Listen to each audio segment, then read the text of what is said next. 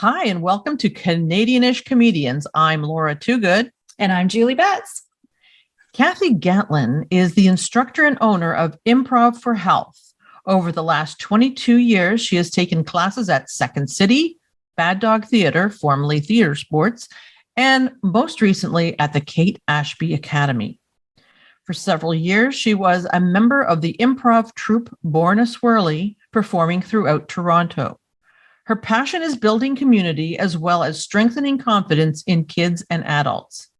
She is currently a volunteer improv teacher at Toronto St. Joseph Hospital in the mental health units for inpatients. This role has helped her to create a strong improv curriculum. So, Cathy, welcome to Canadianish Comedian. Thank you. I'm super excited. Thank you for having me.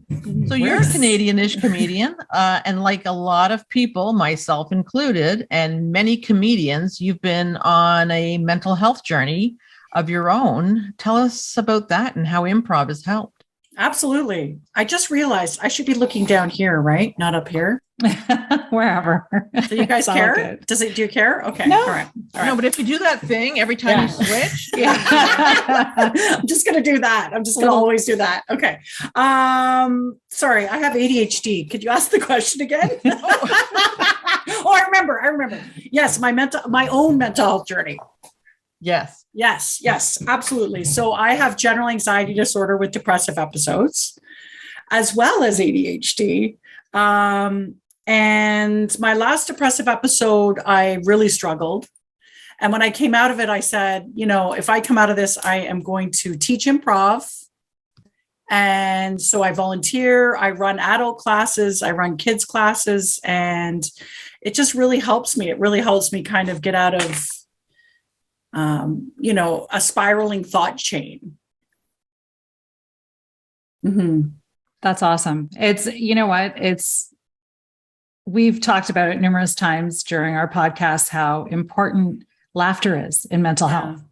And with coming out of the pandemic, it was crazy because so many people being so isolated and missing that sense of community and the sense of laughter and all of the rest of that. So that's great that you're working to help people in the community by offering improv.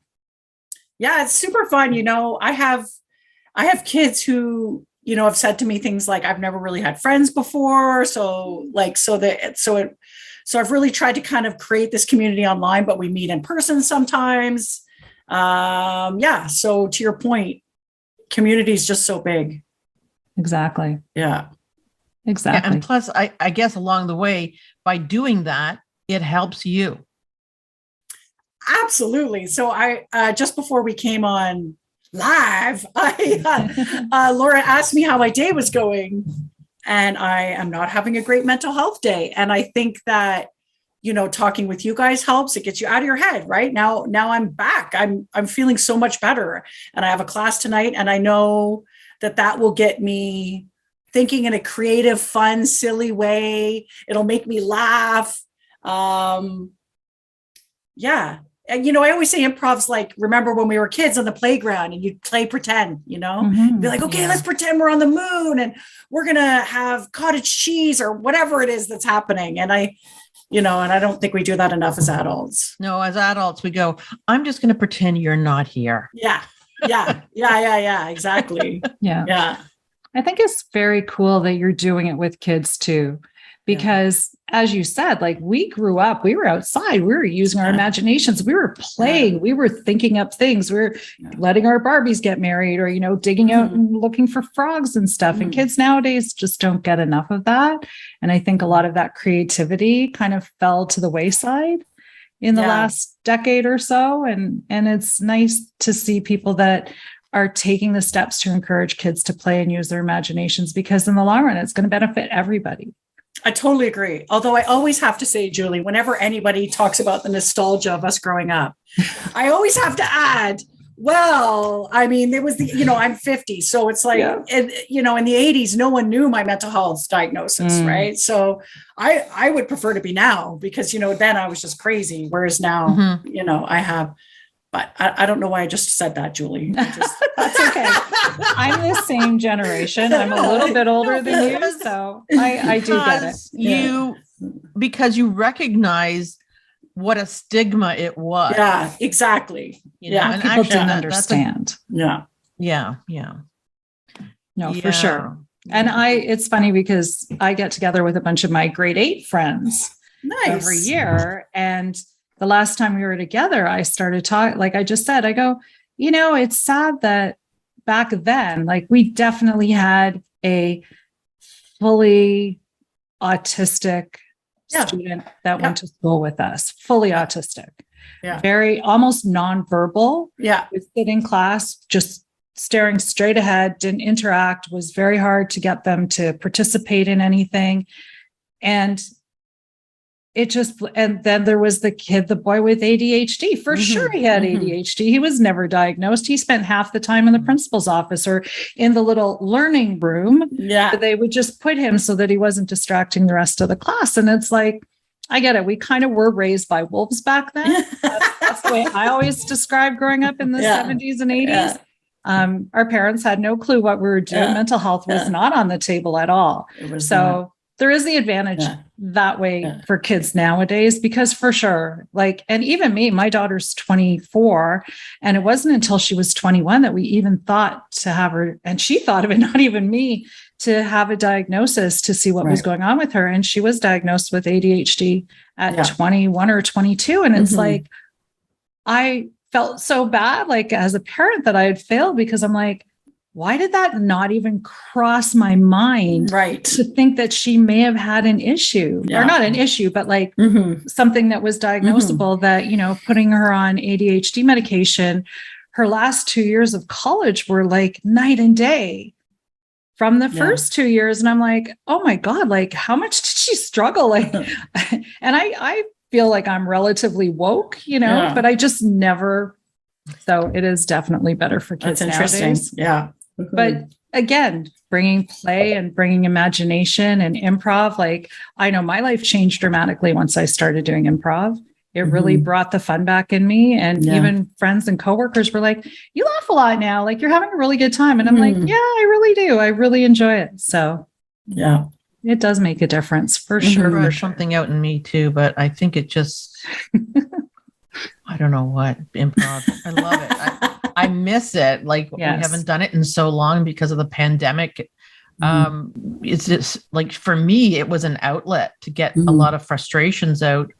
No matter what kind of a character I was playing, at least I was doing something.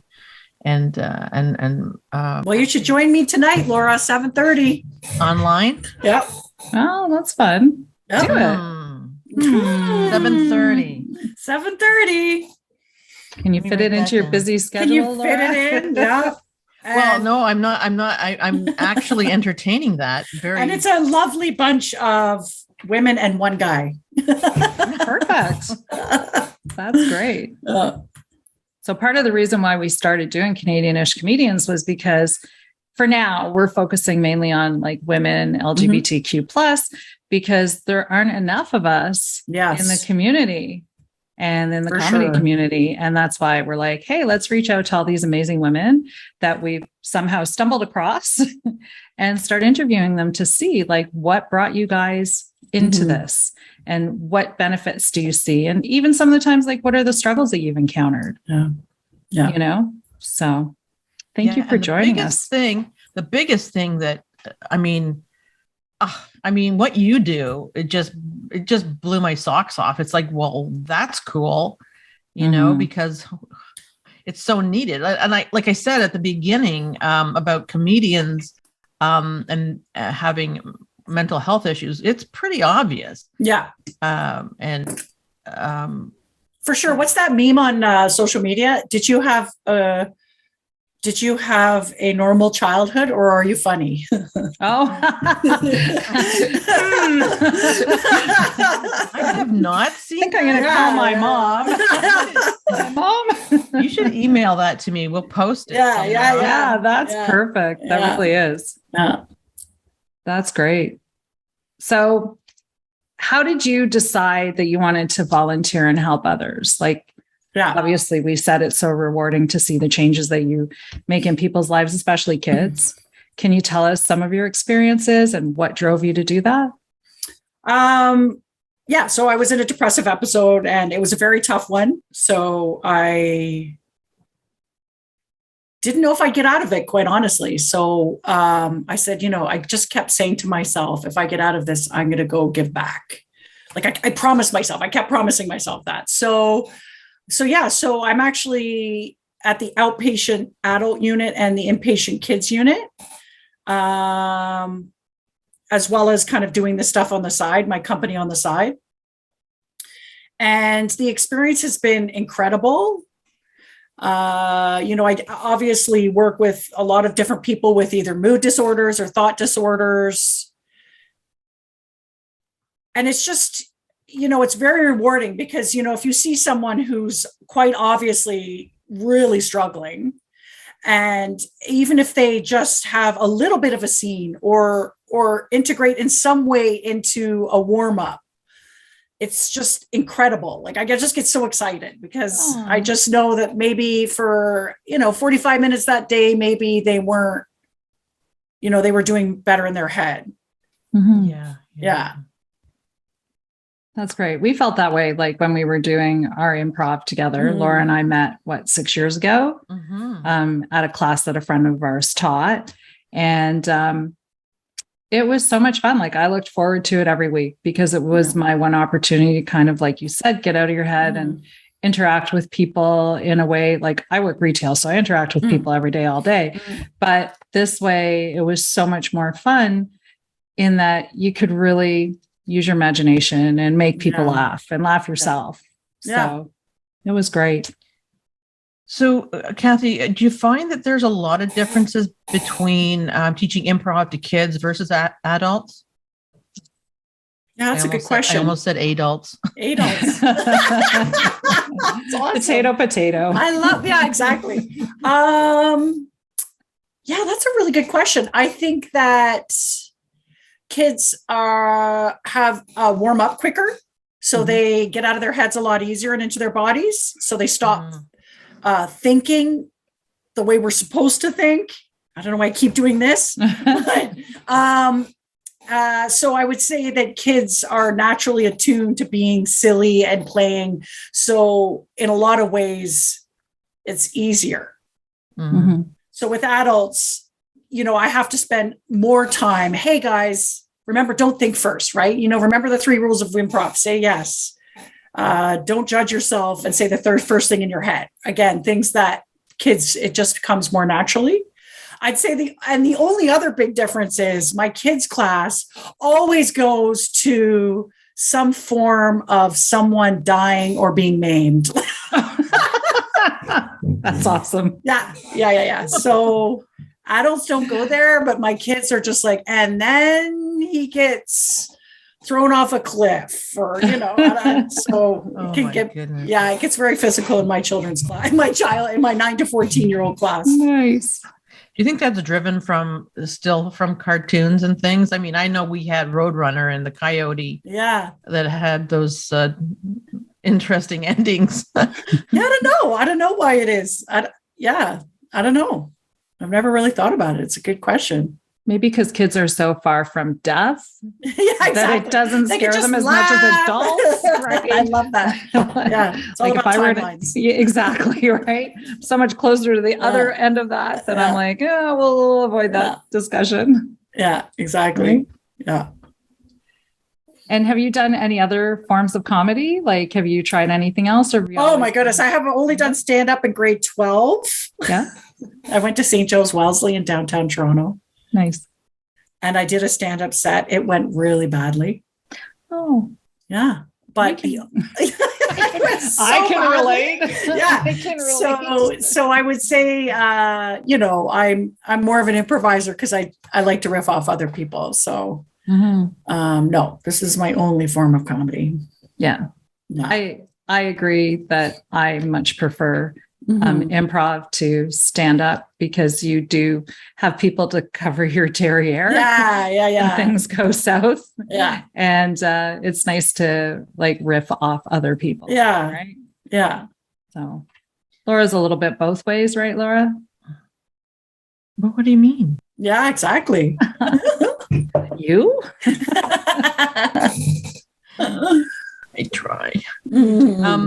So the online classes, did that start as a result of the pandemic, or were you doing that before? And how has it grown?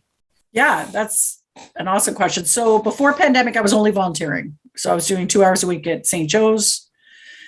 And then the pandemic hit. And then everything and then I had to stop volunteering for a while because they didn't have enough iPads and blah, blah, blah. So then I was like, what am I going to do? So I started Improv for Health because of the pandemic. I started 2020. Oh, cool. Mm-hmm. Mm-hmm. How did you get word out? Like how did you get people to come? Yeah. So I mainly advertise on social media. I'm in a lot of mental health groups that I was previous to starting this company. Mm-hmm. So, I'm very active in those mental health Facebook communities, quite honestly. And that's where I'd say a lot of people find me. Mm-hmm. And then I was shocked the other day. I was on my website and you can actually do these analytics of where people come from. And I have a lot of people who come from Reddit. Oh, cool. Wow. Yeah. Yeah. Yeah. So, do you find do you get a chance to see what the demographics are on those people? Because I know like Reddit, my kids are 20 in their 20s, like mid to late 20s.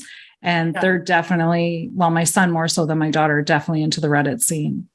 So all I know is Facebook is between 45 and 60. I have no idea. I don't know the breakdown of Reddit, but I just think Reddit is such an interesting place to be. And it's like, you can go down this rabbit hole of Reddit, right? So, like all social media, honestly. Yeah. TikTok, totally. Reddit, Facebook, exactly. everything. Yeah. That's great. Mm-hmm. Would you recommend, how would you recommend somebody else, like someone thinking of a career for the future, of pursuing therapy through improv, or what do you mean, how to do it? Like to do it as a job? Is that what you mean? Yeah. So I do not do this full time. Mm-hmm. Do this after hours. My full-time job is I work for McGraw-Hill Education, a publisher. I've been doing that for 20 years. Wow. Fantastic. Yeah. So I do this in the evening. So every class that I run or the volunteer stuff I do is in the evening. I mean, you guys know it's a tough go. It's a tough go. It's a tough hustle. A lot of people really don't see the connection between mental health and laughter. Mm-hmm. Wow. Isn't that sad? It's really sad. But interestingly, we just got, 2 years ago, we got a grant for $25,000 through St. Joe's. And we're actually tracking kids with anxiety disorder, taking my class and seeing if it in any way positively impacts them. That's amazing. Yeah. So that's super cool. But congratulations. Yeah. Thank you. Yeah. What an accomplishment. Yeah, it is. It's really neat. But I'd say there's still a lot of people who don't think that, they think it might be, it'll help a little bit, but I don't think people realize the impact that being silly and laughter has on them. Yeah. So I'd say that is my biggest struggle. Yeah. And I agree with you. I can definitely see where that would have a huge impact. Like the improv part of it, where I noticed a huge change in me at work since I started doing the yes and, because I'm an ideas person and I'm a challenger. Mm-hmm. You know what I mean? So the company will come up with some new protocol or something and I'll be like, that's dumb. That's not going to work. You people obviously didn't think that through. And I would be the only one or one of few that would speak up all the time. And I was getting a bit of a reputation as being, she's so negative and blah, blah, blah. And it's I'm not negative. I'm a realist. Yeah. If I see a flaw in something, I can't let it go. Mm. You know what I mean? Or I can if I have to, because I know it's my job, but I will be the one that pushes to enact change. Right. Right. And with doing improv, it blew me away that the yes and is so vital for everything. And I do it in my entire life now, where it's oh, okay. Yeah. And I'll definitely look into that. And what if we explored this way? Yeah. To do something or yes. And let's add this component to it.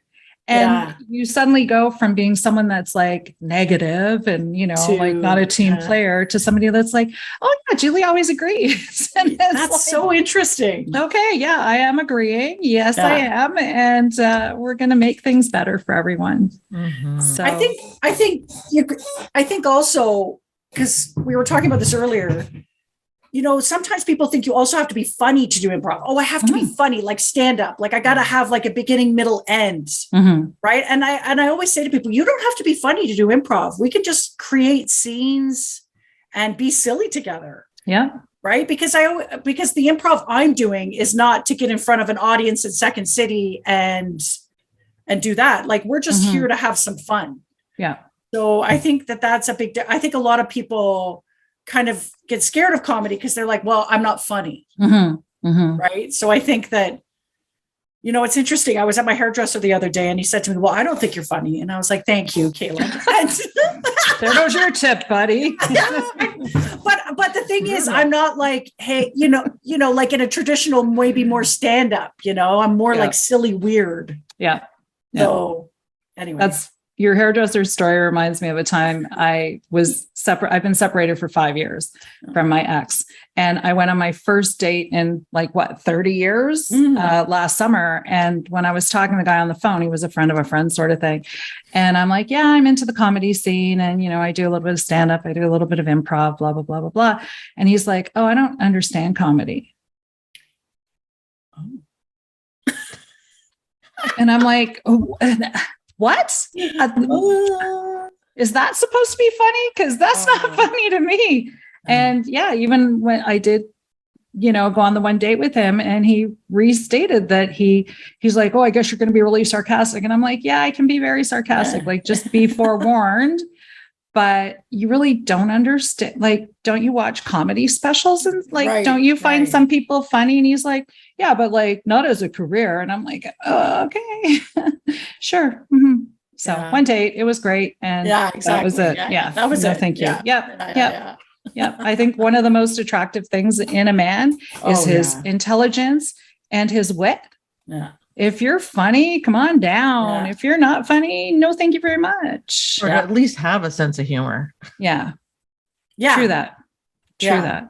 I mean, I go through life awkwardly, but finding a lot of things pretty funny. Like I could look at something and laugh to myself. Yeah. And if someone asks me, they would say, something like, that's not funny. I go, well, yeah, you don't see it the way I see it. Right. Yeah. Yeah. That's so true. That's really tough on me when people don't recognize the funny in something. I mean, I shouldn't hold it to someone like against anybody, but I do.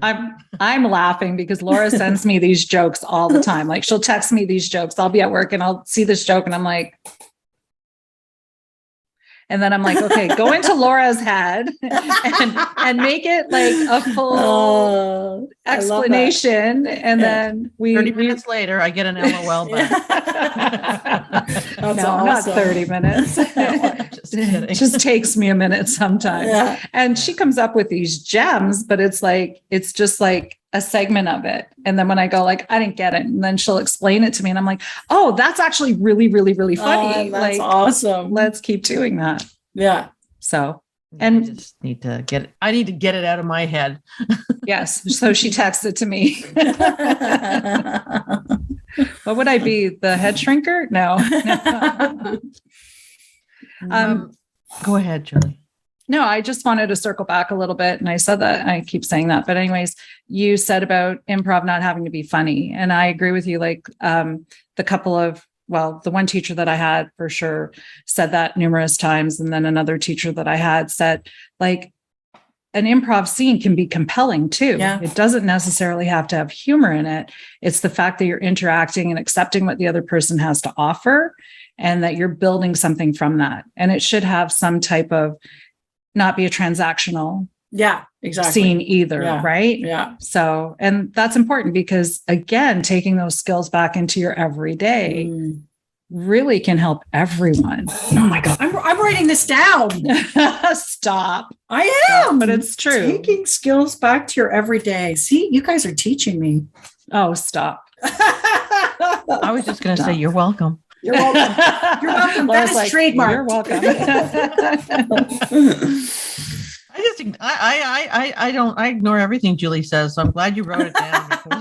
You I might know, have to come really. back to this. I have proof. It was on the on the podcast that we did. So that's great. So you also do some philanthropic work. I do. Yes. You do. I do. So I'm starting I live in Parkdale in Toronto and Tirana. Yeah. And I do a coat drive at our local school for kids who need coats. I used to run a multi-sport program.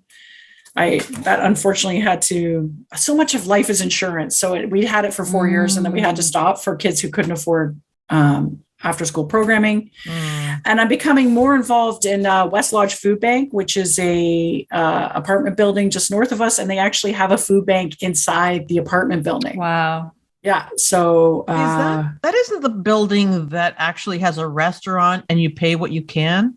No, that's cool. I thought there was a building like that in that area for some reason. I don't know. It could be. Yeah. I'll have to look into it. I can't remember. But I thought it was maybe it didn't last because of the pandemic. Who knows? Yeah. But you would have heard of it because if you live there and you have there for a while. No. It's definitely not at West Lodge. No.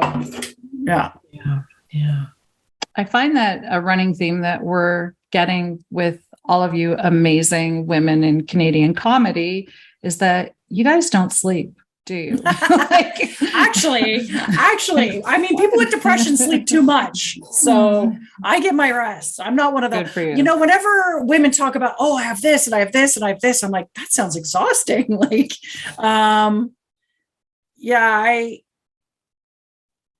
I get my rest. Good for you. No, it just sounds like you have so much. I have a lot. I do a lot, but I have teenagers and, I have all this extra time now that my children don't like me. So welcome to the club. It does get better eventually. I heard. It's a long struggle. Yeah. So I read somewhere, and this is not about you, but it's going to be.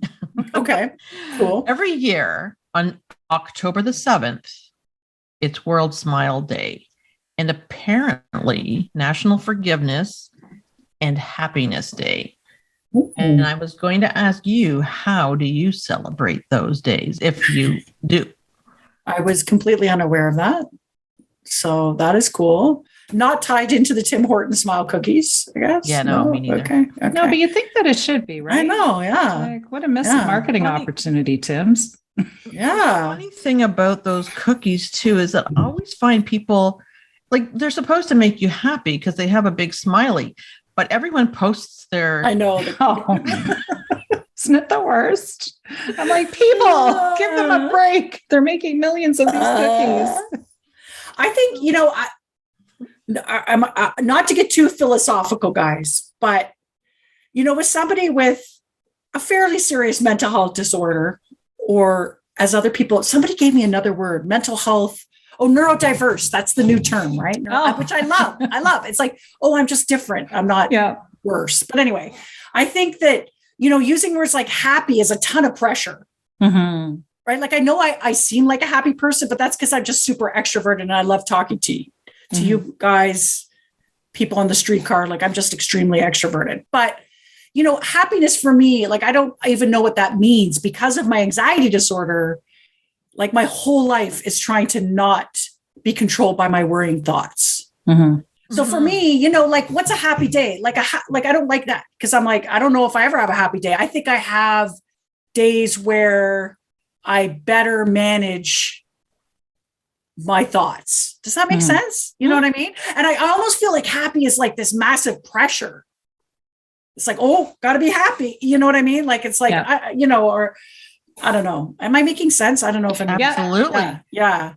It just made me think back to one time in therapy, and the therapist said to me, "What makes you happy?" And I was stuck. Yeah. And I kind of finally said, "My dog." Yeah. Because geez, yeah. My dog, unconditional love. Yeah. Hello, right? I couldn't. Yeah. I mean, that was back, I don't know, over 20 years ago, but still, Yeah. Yeah. there were times. For sure. It's like I can answer that question in terms of what can get me out of my thoughts. Mhm. But I don't know what, my husband's a very laid back guy. He just takes things as they come. He's pretty content, but that's just not my personality. Right. Yeah. And I think that when you come to terms with that, it's like, it's all good. This is who I am. Yeah. Yeah. Because we all can't be the same. Exactly. Right? Exactly. And Yeah. it's good that you did marry someone that is more laid back. And because I couldn't imagine, I've had friends that were both very stress-filled people, and it was like not good. I always say I'm on a mood stabilizer, but my husband is like a physical mood stabilizer. Yeah. Nice. I believe that some people just have that aura about them too, that when you're in their presence, you don't even realize it, but you just kind of go, and then there's other people that make you go, and you don't even realize that. Like I used to have a friend years ago that I'm talking when I was like a teenager, and my mom, I would come home from like spending the day with this friend or whatever. And my mom would be like, "Oh, were you with so-and-so?" Right. I'm like, yes. Like, why? Why would you bother asking me? Like, of course I was with her.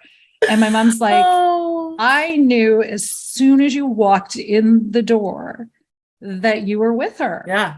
And I'm like, yeah, okay. So like, just give me 10 minutes to go and decompose. No, I'm just joking. I'm referencing something from decompress. And I needed that time. Just don't talk to me. Don't come near me. I'm just going to go to my room. I'm going to read a book or, listen to the radio because I'm that old, put on my 45s. And it took me a bit to like just release that energy from that person. And then other people, it's like, oh, this is great. So I love that. It's so true. Right, Laura? Yeah. Yeah. We have some friends like that on both. I love that. I love that. Yeah. I just love the fact that you have that balance, Cathy, Mm-hmm. in your home, that, and then that way, with the way you are and the way your husband is, the kids just bounce off of you. Yeah. Oh, for sure. Like negative ions. Something. Yeah. It's so true. Yeah. How do your kids feel about you being in the comedy industry? Do they think you're funny? Because my kids don't think I'm funny at all. So, I mean, they'll say, oh, you're not funny. But then there was a time, so my son's 15, so I feel like he's starting to become a little bit nicer. Like 13, 14, he was not, but I feel like he's starting to slowly. And the other day he did say to me, Mom, you can be pretty funny. And for me, that was like, I am a comedy goddess. Yeah. You put the It's like, I'm going to put that on my website. You're kind of funny, my 15-year-old son. So yeah. That bears a lot of weight. Yeah. It really does. Of weight. Yeah. No pressure either from now on. Right? Yeah, exactly. No. Yeah. That's awesome. That's Kids are great. This is my funniest story and it makes me laugh. And I sound like a horrible parent, but I think it's okay to be a horrible parent. My son and his girlfriend, we were all talking one day and he's like, yeah, like when we buy a house, we're going to make sure there's a basement apartment and, you can come live with us. And, when we have kids, you can take care of our kids. And I looked at him, I'm like, dude, I didn't even want to raise you. Yeah. Why would I want to raise your kids? I love that. It's like, no. Whereas my husband, that's his dream come true, what you just described. Really? Oh, 100%. God bless him, man. Oh, yeah. Yeah. That's his dream. Wow. Yeah. We need more people like that. I'm definitely a lot more on your side of things than that. Yeah. So, I'm like, I'm done. I did my duty. Yeah, it's exactly. good. Yeah. It's good. Yeah. So funny. So go ahead, Julie. No, I know where you were going. Mm-mm. What do you mean, no? Go ahead. I was just going to flip it from World Smile Day. Yeah. Do you have any strategies to offer us or our listeners to tackle what the world calls Blue Monday, the most depressing day of the year, apparently? Or Sunday scaries. Sorry, that's different. Blue Monday. What's Blue Monday? Every Monday? No. Well, pretty much when you work retail. What's Blue Monday? Blue Monday is usually the third Monday in January, which is considered the most depressing day of the year because the holidays have all wrapped up. The weather up here in Canada isn't so great in most places. All your holiday bills start pouring in. So it's called Blue Monday. Well, I think I struggle with blueness every day, right? So I don't have like a special Monday where I'm struggling with my down. I mean, as I told you today, I struggled with it, right? Like I was in bed, and for a couple hours in the afternoon, I was like, I can't be doing this. I need to get out. Yeah. So I have some tips. Hang on to your seats, guys. Okay. So first one is I act like a robot. I know this sounds weird. So I'll actually talk to myself in my head and just be like, Cathy, you have to get up, move. And then whenever thought comes like, no, it would be much better to sleep. I just say, no, I'm going into robot mode. Good for you. So I actually get up and do robot mode. That's how I work out. I work out a lot. So I'll get up and I'm just like, I'm in robot mode. I'm not thinking. Whenever the bad thoughts come, I'm like, nope, I'm not paying attention to you because I'm a robot right now. So I guess I improvise to get myself out of those. I also every morning wake up and schedule my day. So I actually break it up into 1 hour increments. Like I'll say, 9 to 10, or, I'm working on McGraw Hill, 10 to 11. I'm going for a walk, 11 to 11:15. I'm calling Shoshana. Like I will literally, and I might not follow it. Right. But I think that for me, having that structure, and I know a lot of people don't work well within structure, but I think for me, having that structure creates a situation where I'm not going to like lull in the sad spaces. Good. Right. Yeah. So the structure and my robot mode, and, I do a lot of walks. COVID really helped me with walks. So, just crack on the old podcast and head on a walk. Yeah. That's great. No, honestly, because I think a lot of people struggle with knowing how to pull themselves out of something, and just giving people a couple of little hints or suggestions like this will definitely help you. That's amazing. I just thought of another one, actually. I think I really struggle mentally sometimes in my house. And as soon as I leave my house, that makes a big difference. Yeah. So I'll go to like a coffee shop or I'll just work in the library. But as soon as I like change my environment, it's almost like it pushes me to not be that blues person. Because you have to behave in public. Right? Good exactly. point. Yeah. Like I'm not allowed to just like curl up on street corners and sleep. Your parents did good by you. That's awesome. Oh, I love that. Oh, Laura, good one. I love that. And you have to put on clothes, right? Yeah.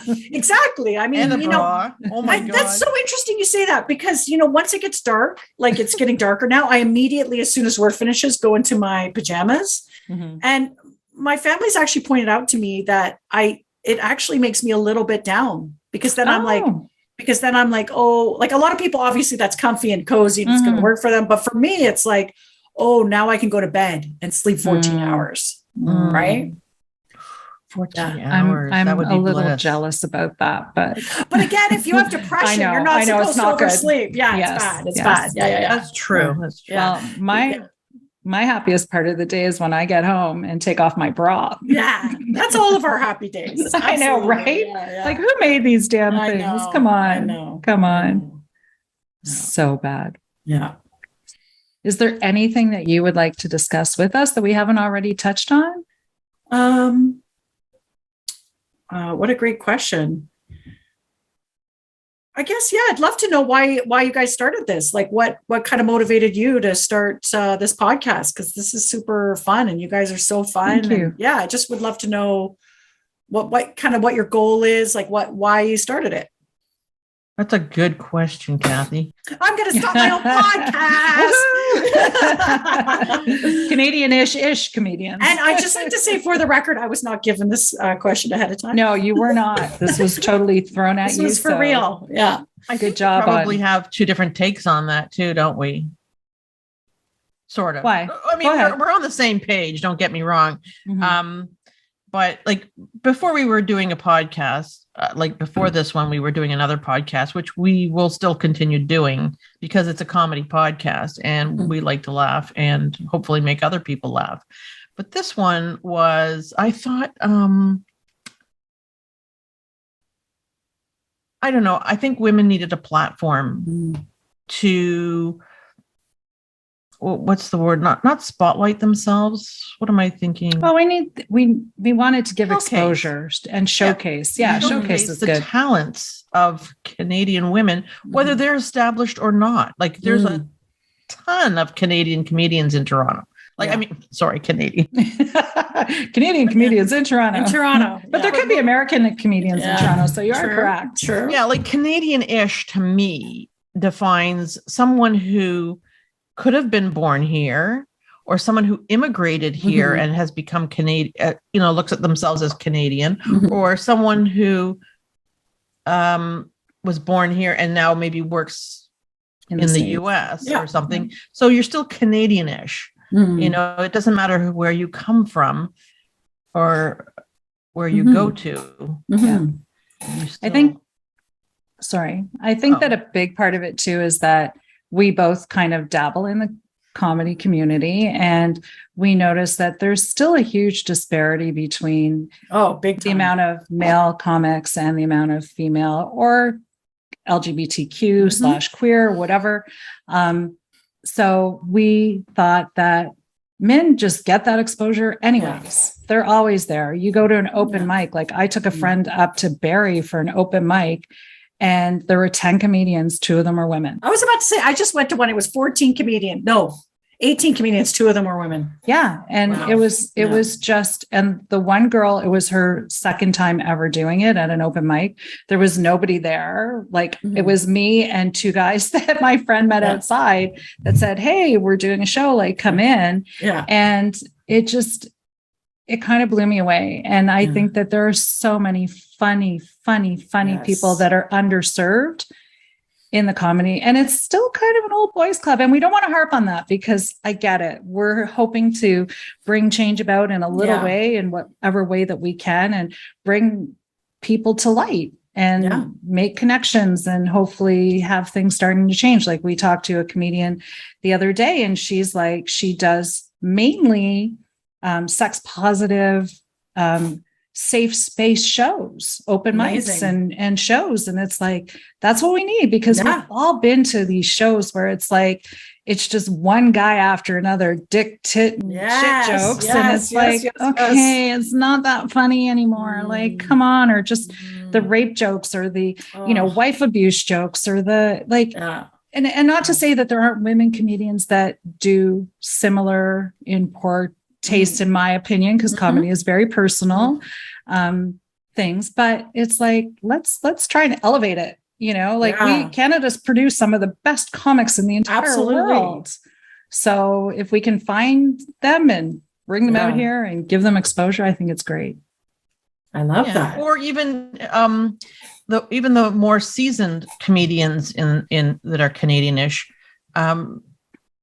just to give some helpful tips and things to the young ones. And the other thing that we found, that so many comedians are, I don't want to call them multitaskers but they have so many balls in the air, yourself included, as you see it. And will not only shine light on the comedy aspect, but the other good work they're doing in the community,